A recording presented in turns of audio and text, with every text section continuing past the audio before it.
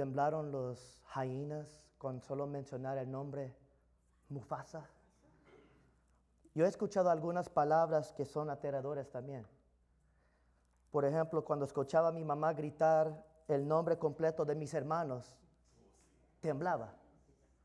Implicaba que alguien estaba en gran problemas. Cuando escucho a mi esposa decir, tenemos que hablar, tiemblo, porque sé que hay problemas. Estoy seguro que ustedes también saben de lo que estoy hablando en esta noche. Tal vez haya escuchado un médico decir, lamento decirles estas noticias, y uno tiembla. O quizás ha escuchado un hijo crecer en decir, me quiero ir de la casa, y un padre tiembla. O tal vez ha escuchado un supervisor pedirte a entrar en la oficina y cierra la puerta y dice, cierra la puerta, necesitamos hablar. Las palabras ciertamente pueden ser aterradores, ¿no? Y aunque todas estas situaciones son intensas y aterradores, creo que encontramos las palabras más aterradoras de todas las escrituras en Mateo capítulo 7, versículo 21, por lo cual todos debemos de temblar. Y escuchen lo que dice la palabra de Dios en Mateo 7, versículo 21 al 23. Y dice así, no todos los que me dicen, Señor, Señor, entrarán en el reino de los cielos, sino solo que hace la voluntad de mi Padre que está en el cielo. Muchos me dirán en aquel día, Señor, Señor, ¿no profetizamos en tu nombre y en tu nombre expulsamos demonios y hicimos muchos milagros? Entonces, por lo cual todos temblarán. Les diré claramente, jamás los conocí. Aléjense de mí, hacedores de maldad. Esas son las palabras que yo creo que cada persona debe temblar a no escuchar. Aléjense de mí, hacedores de mal. Nunca los has conocido. Mateo 7, versículo 21 al 23 es parte de la sección final del Sermón del Monte. El Señor Jesús llama a sus oyentes a concluir y obedecer su mensaje con una serie de alternativas. En Mateo 7, el versículo 13 al 14, Jesús presenta dos caminos. El camino espacioso y poblado que lleva a la perdición, y hay un camino angosto y difícil a seguir, por lo cual te llevará la vida. En los versículos 15 al 20 presentan dos árboles. Uno de ellos da fruto y el otro está muriendo, podrido. En nuestro texto hay dos profesiones.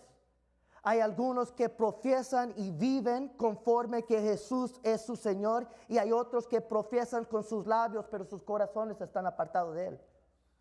Y luego en el versículo 24 al 27 vemos que hay dos constructores.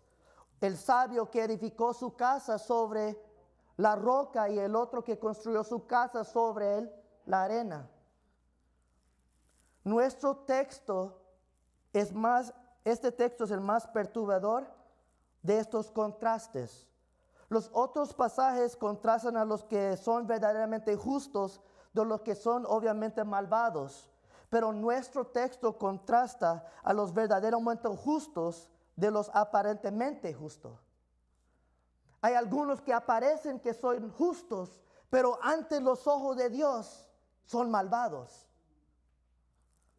Todos los que están presentes en nuestro texto confiesan a Jesucristo como Señor, pero no todo el mundo entrará en la presencia del Señor.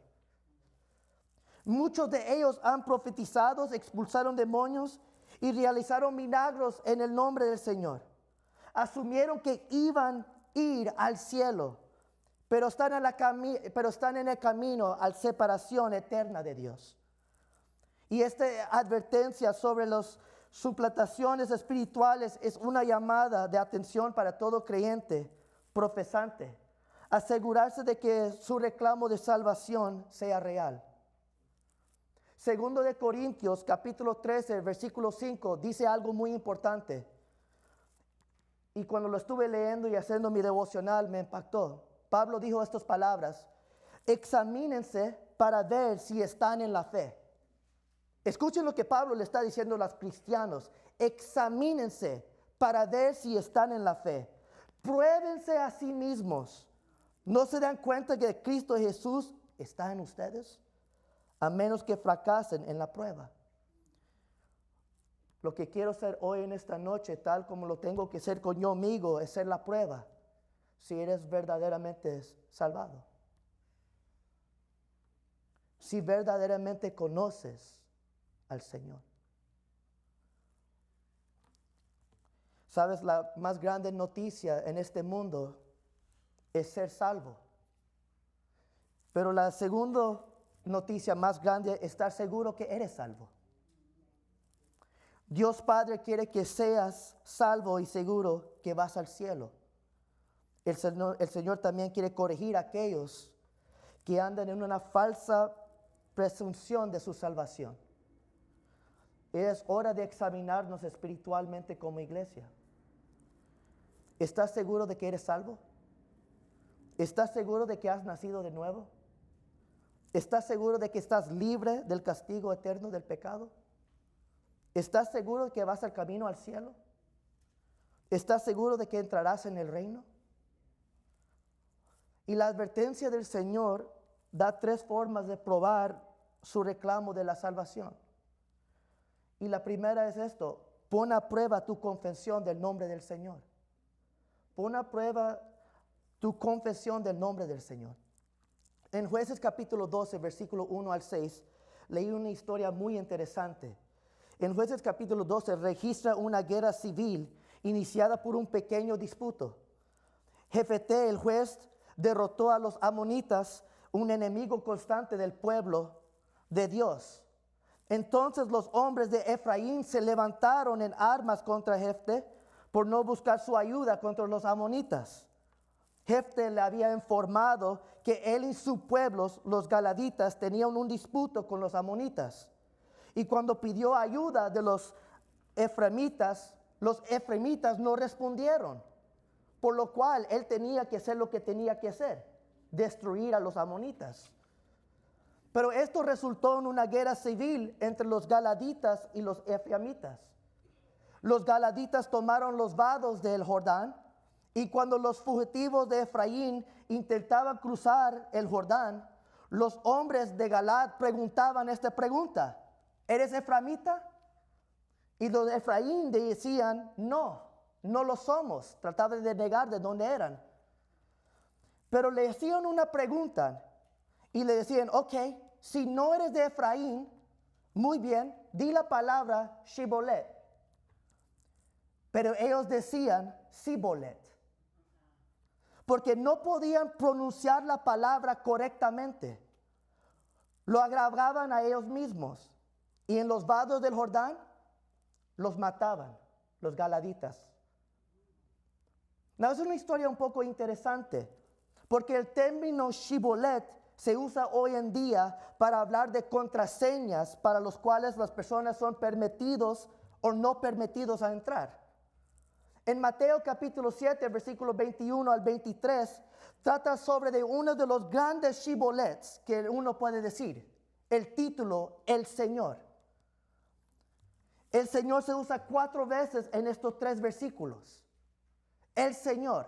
Todo el mundo sabía el contraseña, pero no todo el mundo lo podía decir y entrar. El versículo 21 dice: no todo el que me dice Señor, Señor, entrará en el reino de los cielos, sino solo aquel que hace la voluntad de mi Padre que está en el cielo. Este versículo contrasta el engaño de un falso profesión y la demostración de un verdadero profesión. Encuestas recientes indican que el 88% de todos los que viven en los Estados Unidos creen en Dios, mientras el 83% dicen que son cristianos. Eso significa que en cualquier lugar, en cualquier parte de los Estados Unidos, tú puedes ir y hacer la pregunta, ¿eres cristiano? Y la mayoría te dirán que sí lo soy. Y me gustaría aclarar algunos fundamentos falsos que no se mencionan en la Biblia, pero por lo cual muchos creen que son cristianos y piensan que tienen la vida eterna. Algunos creen porque tienen herencias religiosas que son cristianos. Nací cristiano, crecí en un lugar cristiano, por lo cual soy cristiano. Pero la Biblia nunca enseña que el lugar donde naciste o creciste es una garantía de la vida eterna. Algunos participan en la iglesia. Muchas personas dicen, sí, voy a la iglesia de vez en cuando, o yo voy todas las semanas. Y es cierto que reunirse a la iglesia es muy importante. Cada cristiano debe ir a adorar al Señor con sus hermanos y sus hermanas. Pero ir a la iglesia no significa que eres salvado. Algunos dicen que soy cristiano por mi estilo de vida moral. La gente dice, soy una buena persona. Soy amable, soy honesto, no miento, soy generoso, doy mucho dinero. Hago muchas cosas mejores que otras personas en la iglesia. Pero la Biblia enseña que es muy claramente que un estilo de vida moral no es una aseguranza de la vida eterna. Pregúntale a los fariseos, que eran seguidores y guardadores de la ley, pero no eran salvados. Hay muchas personas que tienen conocimiento intelectual, saben mucho de la palabra de Dios. La gente dice, creo que Jesús murió en la cruz y resucitó de entre los muertos, así que soy cristiano. Pero en realidad eso simplemente te pone en el mismo plano del mismo diablo. El diablo él mismo sabe que Jesucristo murió y resucitó. Pero el diablo no tiene vida eterna. Por lo cual hay muchas personas que tienen sabiduría o tienen conocimiento, intelectual, pero no tienen una relación con Dios, por lo cual no son salvados. Hay personas que piensan que son cristianos porque son ministros y son activos en las iglesias. Hay personas que dirán, mira todo lo que hago. Yo sirvo en este ministerio. Yo soy un pastor. Es posible hacer todos tipos de cosas y tener una posición en la iglesia y todavía no tener una relación con Dios. Hay algunas personas que dicen, soy cristiano porque tengo una conciencia culpable. La gente dice, bueno, me siento mal cuando peco, así que debo de ser cristiano. Pero la realidad es que todo tipo de personas se sienten mal cuando hacen mal. Las personas creen que son cristianas a veces porque hicieron una decisión en el pasado.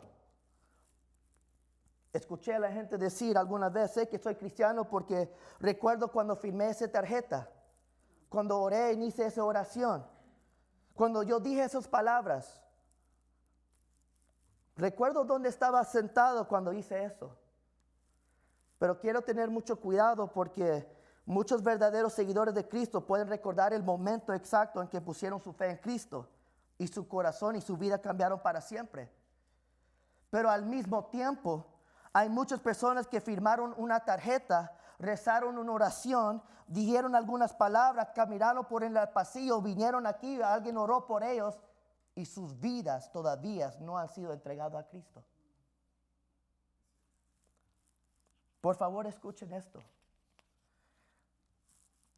La Biblia no dice, mientras que digan algunas palabras o firmen una tarjeta o eres miembro de una iglesia, puedes saber que tienes vida eterna. Todas estas cosas que hablé, mis queridos hermanos, no te garantizan la vida eterna. Y hay muchos que están engañados hoy en día, incluyendo en nuestra iglesia y en otras iglesias.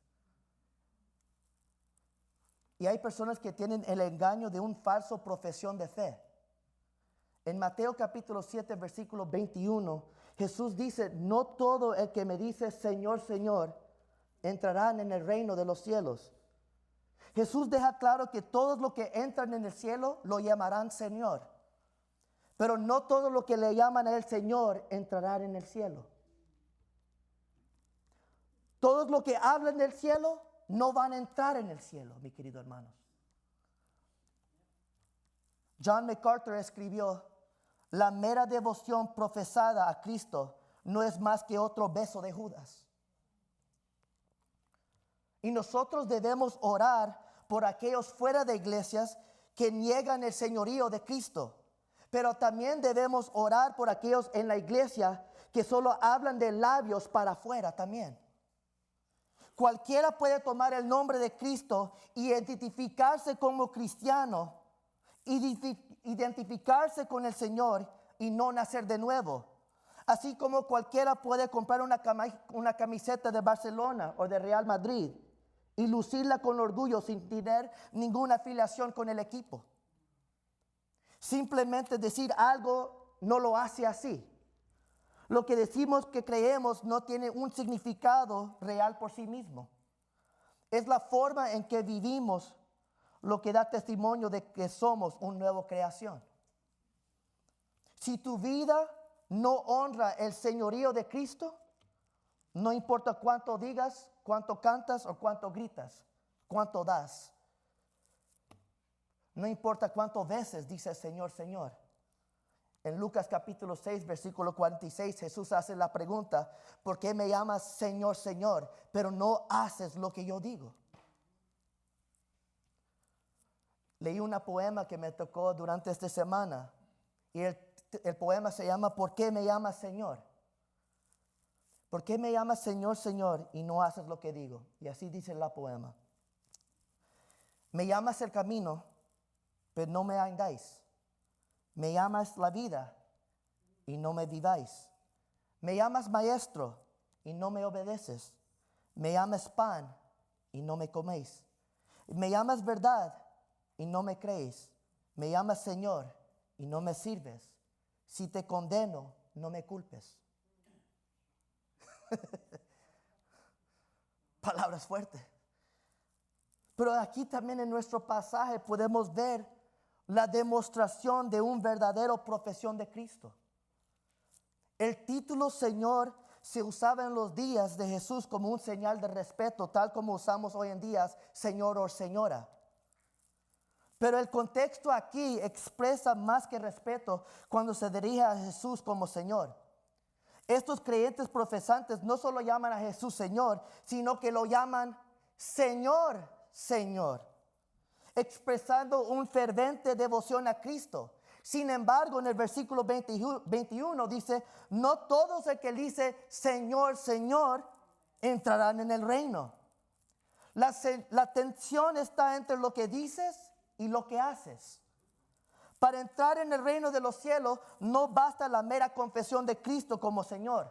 Debemos hacer la voluntad del Padre que está en los cielos. Anoten, no entrarás en el reino por tu obediencia a la voluntad de fe de Dios. Efesios 2, capítulo 8 al 9 deja claro algo.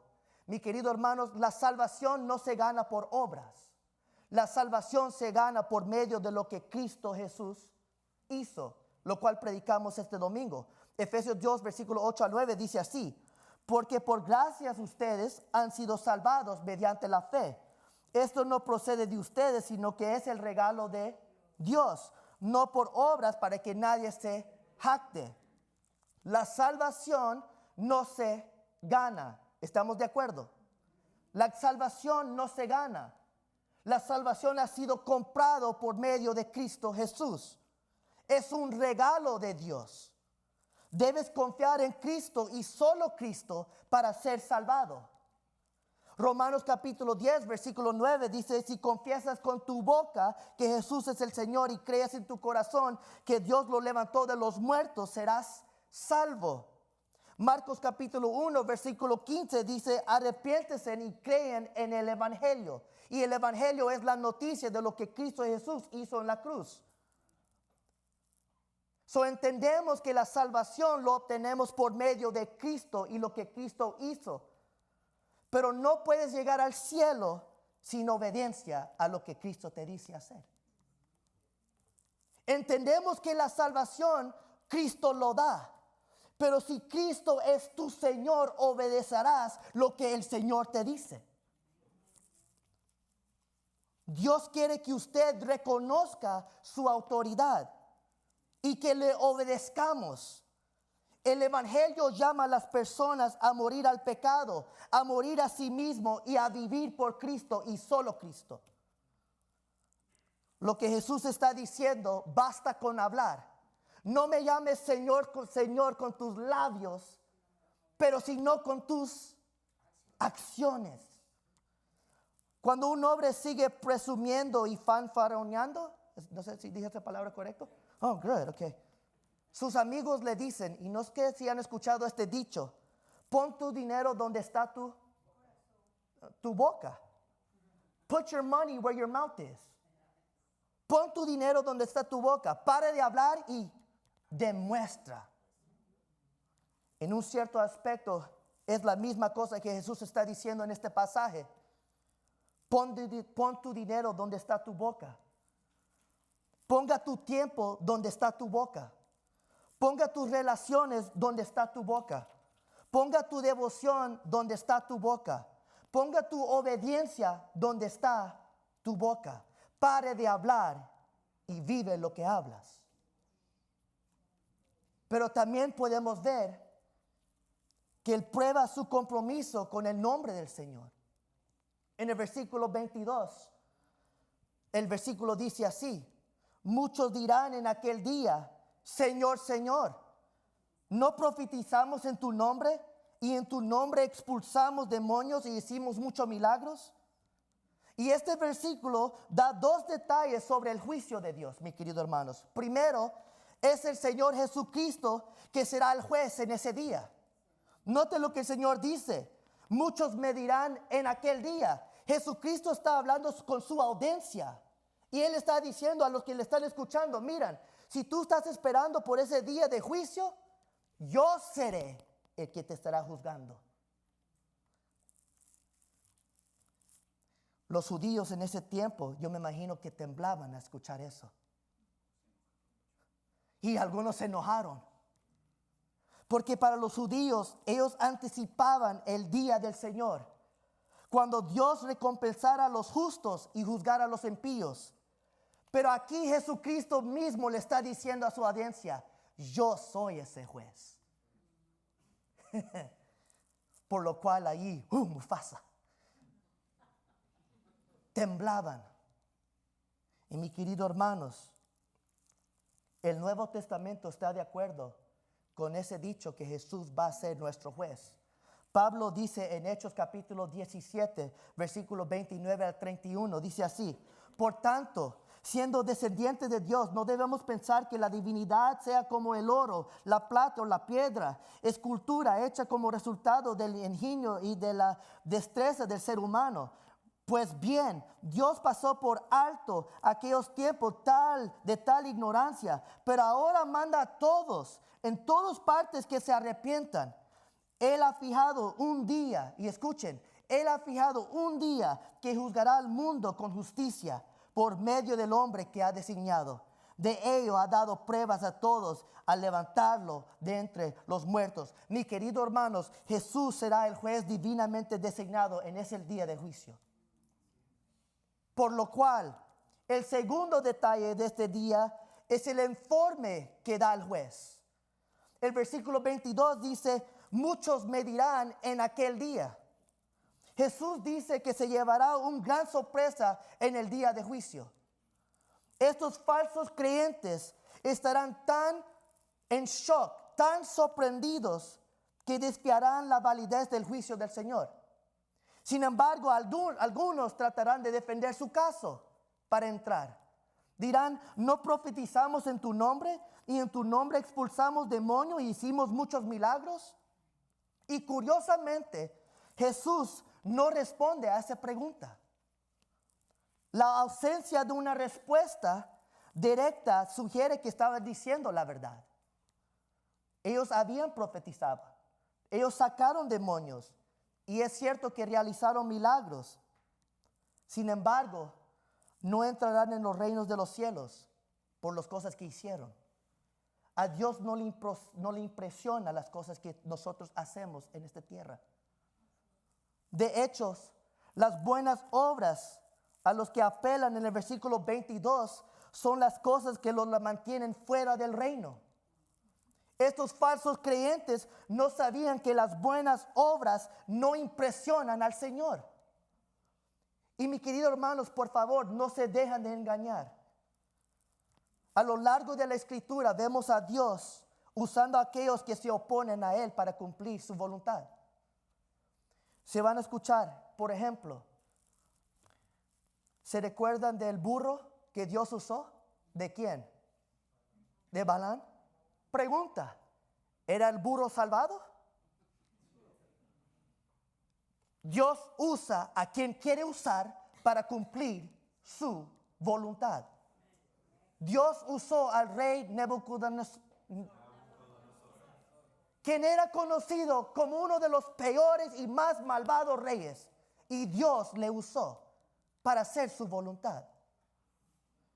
Podemos ver en Juan capítulo 11, versículo 49 al 53, el sumo sacerdote Caifás, él profetizó sobre la muerte de Jesús, pero todavía planeaba matarlo.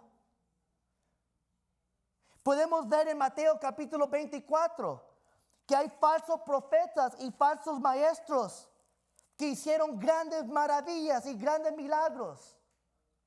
Y todos estos milagros solo engañan. La realidad es que están profesando públicamente lo que personalmente no poseen. No poseen una relación con Dios.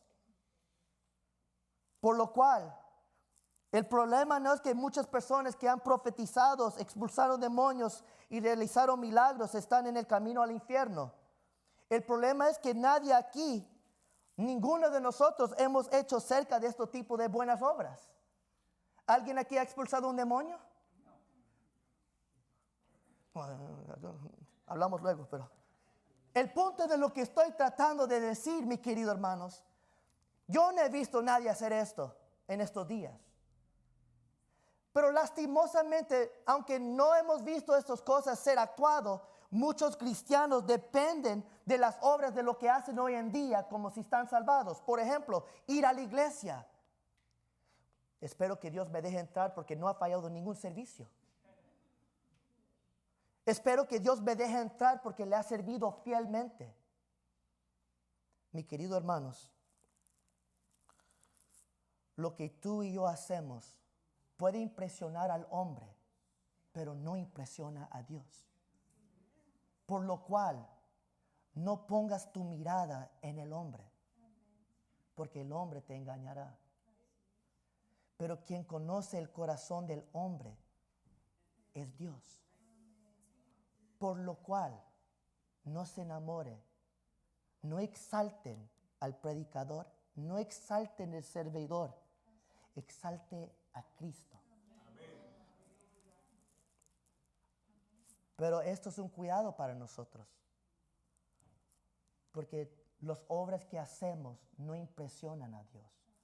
Isaías capítulo 64, versículo 6 dice: todos somos como gente impura. Todos nuestros actos de justicia son como trapos de inmundicia. Todos marchitamos como hojas. Nuestras iniquidades nos arrastran como el viento. ¿Quién puede impresionar a Dios? ¿Quién puede ganar el favor de Dios por las obras? Por lo cual, pon a prueba tu comunión con el nombre del Señor. En el versículo 22, registra que los falsos creyentes le dirán al Señor en el día de juicio. En el versículo 23, registra lo que el Señor les dirá a los falsos creyentes en el día de juicio. En el 22 son los creyentes falsos que le están hablando a Jesús, y es en el 23 donde Jesús dice lo que Él piensa de ellos. En el 22 ellos defienden su caso. En el 23 Jesús revela quién ellos verdaderamente son. Entonces le diré claramente: jamás los conocí.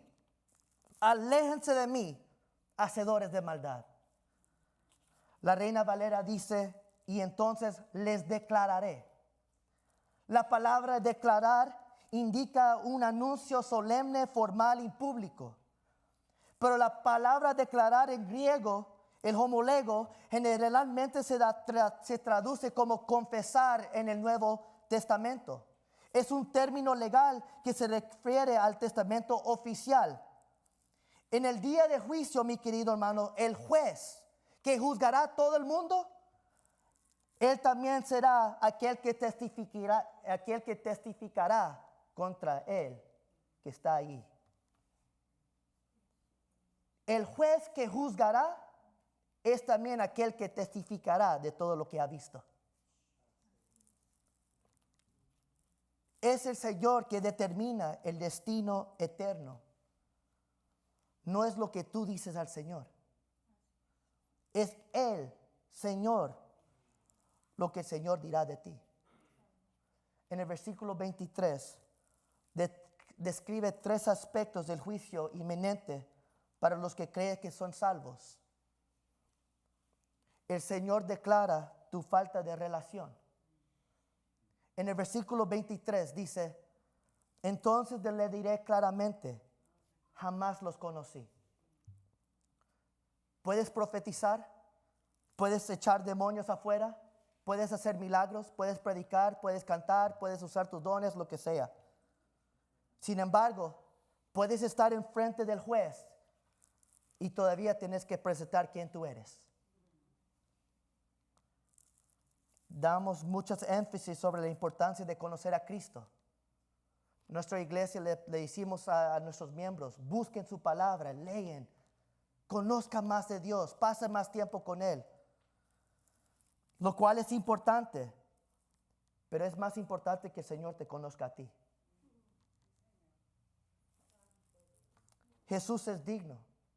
Jesús es Dios, lo que significa que Él es omnisciente. Él sabe todo lo conocido, desconocido y conocible de ti. Sin embargo, el Cristo que todo lo sabe, dice, nunca os conocí. A Jesús no le falta información sobre las personas. El Señor nos conoce perfectamente. Proverbios capítulo 15, versículo 3 dice, los ojos del Señor están en todo lugar, vigilando a los buenos y a los malos. ¿Qué no sabe el Señor de nosotros? Pero cuando Jesús dice, nunca os conocí, no los conozco, Él está hablando de la intimidad de las relaciones personales. El Señor nos hizo y sabe todo acerca de nosotros. Él nos formó desde el vientre de nuestra madre. Pero lo que Jesús está diciendo es, no te conozco porque no hemos tenido una relación. Aunque te formé, todavía no te conozco. Palabras que duelen. Debes tener una relación personal con el Dios del Creador del universo. Y solo por gracia, a través de la fe, solo en Cristo, que resulta en la obediencia a la voluntad del Padre, podemos tener una relación con Él. Si no, tú y el Señor son extraños el uno para el otro. Y Él te dirá en ese día, nunca os conocí. Pero no solamente Él declarará tu falta de relación, el Señor alargará tu vida de rechazo para siempre. Él dice, no os te conocí, apártate de mí. Este despido divino alude al Salmo 68, del Salmo capítulo 6, versículo 8, donde David dice, apártese de mí todo lo que hace en el mar, porque el Señor ha oído el sonido de mi llanto. David pronunció estas palabras en una oración por vindicación contra sus enemigos. Pero Jesús pronuncia estas palabras como un mandato soberano que ejecuta el juicio divino. El término griego traducido como aléjense tiene un énfasis gramatical que denota acción continua. Jesús les niega la entrada al reino de los cielos y los ordena pasar en la eternidad apartándose de Él. Mi queridos hermanos, eso es el infierno. Estar apartado de Dios por siempre. Yo sé que muchas personas temen el fuego y todas las cosas que ven acerca de los monstruos. Mis queridos hermanos, yo creo que el peor parte del infierno no es el fuego. El peor parte del infierno es separación de Dios para siempre. No poder tener la oportunidad de regresar a Él. No poder tener esa segunda opción. Por lo cual, C.K. Charleston lo dijo bien. Él dijo, el infierno es el gran cumplido de Dios para la realidad de la libertad humana y la dignidad de la elección humana. En el día de juicio, Jesús le dirá al incrédulo inconverso, tú elegiste pasar tu vida sin mí. Ahora puedes hacerlo a tu manera para siempre. Mis queridos hermanos, el Señor alargará tu vida de rechazo para siempre. Él declarará tu falta de relación, te apartará de su presencia para siempre, pero también el Señor expondrá sus trabajos de rebelión. El versículo 23 también dice, hacedores de maldad. ¿No les conozco? Apártense de mí. Y está identificando de lo que verdaderamente son, hacedores de mal. En el versículo 22, los que serán rechazados apelan a sus buenas obras para entrar en el cielo. En el versículo 23, Jesús expone la verdadera naturaleza de sus obras, hacedores de maldad. Pasaron sus vidas en un mandato de religiosidad. Pero debajo del piel eran todo lo contrario de los justos. Eran sin ley. Hay una diferencia entre quebrar la ley y practicar la anarquía. Mis queridos hermanos, todos nosotros hemos quebrado la ley. Por lo cual cada vez que pecamos debemos de ¿qué? Pedir por perdón, arrepentirnos y regresar al camino correcto. Pero hay algunos que quiebran la ley intencionalmente y quieren vivir haciendo lo que les da la gana. Por lo cual Jesús nos dice que esto no es ningún accidente. Esto es algo intencional. Algo que saben que está mal, pero quieren seguir haciéndolo, tal como le da la gana. Por lo cual su juicio y su situación es que son hacedores del mal. Porque un cristiano no desea hacer el mal. No implica que el cristiano no falla, pero el cristiano no quiere hacer el mal. Pero aquel que proclama Señor, Señor por labios, no le importa lo que el Señor dice. Quien es Señor es Él mismo. Por lo cual el Señor le reconocerá a Él en el día del juicio, hacedor de mal. Lamentablemente, mis queridos hermanos, Mateo capítulo 13, versículo 41 al 42 dice, enviaré al Hijo del Hombre a sus ángeles y recogerán de su reino a todos los causantes del pecado y a todos los transgresores de la ley y los echarán en el horno de fuego y ahí será el lloro y el crujir de dientes.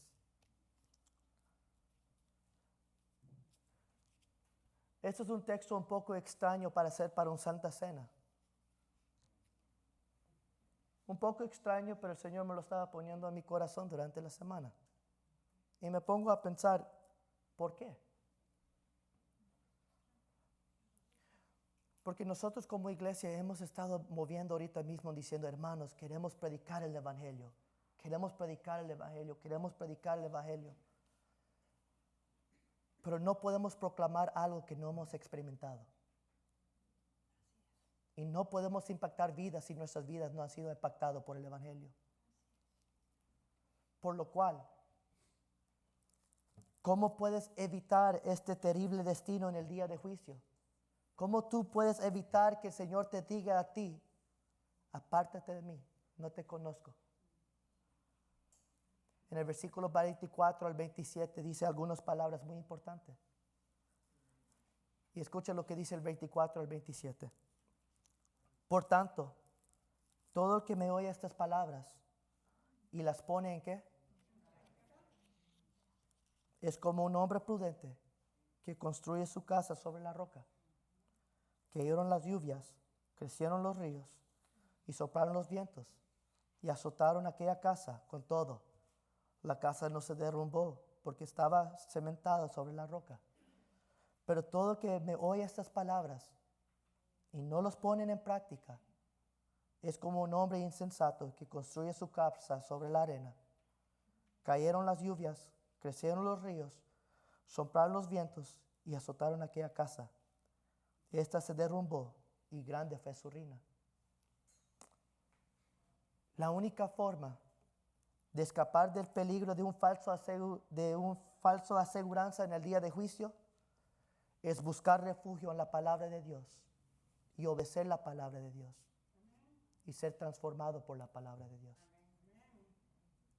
Mi querido hermanos, esto no se trata de ir a la iglesia, tomar la Santa Cena. Esto no se trata de ser fiel miembros y no fallar ningún servicio. Esto se trata de ser fiel a lo que Dios nos ha llamado a hacer. Por lo cual, les quiero exhortar, les quiero poner, examínense ustedes mismos, tal como yo me tengo que examinar. ¿Es el Señor de mi vida? ¿Estoy yo viviendo por Él? ¿Me conoce a mí el Señor? ¿Tengo una relación personal con Él? ¿O solo son palabras que digo? Palabras que lo arrastra el viento. Por lo cual cada persona conoce su corazón. Pero déjame decirte, esto no debe ser palabras de desanimar, sino palabras que te animan, palabras que te deben de decir cuánto me ama Dios, porque me está dando otra oportunidad a arrepentirme y acercarme a Él. Si no estás viviendo conforme a como debes de vivir, mis queridos hermanos, hoy es el día de arrepentirse. Hoy es el día. Y hoy es el día a morir al yo y seguir a Cristo. Hoy es el día. No lo tienes que hacer mañana, se hace hoy. Porque mañana no es garantizado. Por lo cual, antes de tomar la cena del Señor, me gustaría si podríamos inclinar nuestro rostro y solo tomar este tiempo a meditar y hablar al Señor y comunicarnos con Él y decirle: Padre, si hay algo que yo he ocultado, aquí lo confieso. Si hay algo que me tengo que arrepentir, aquí me arrepiento.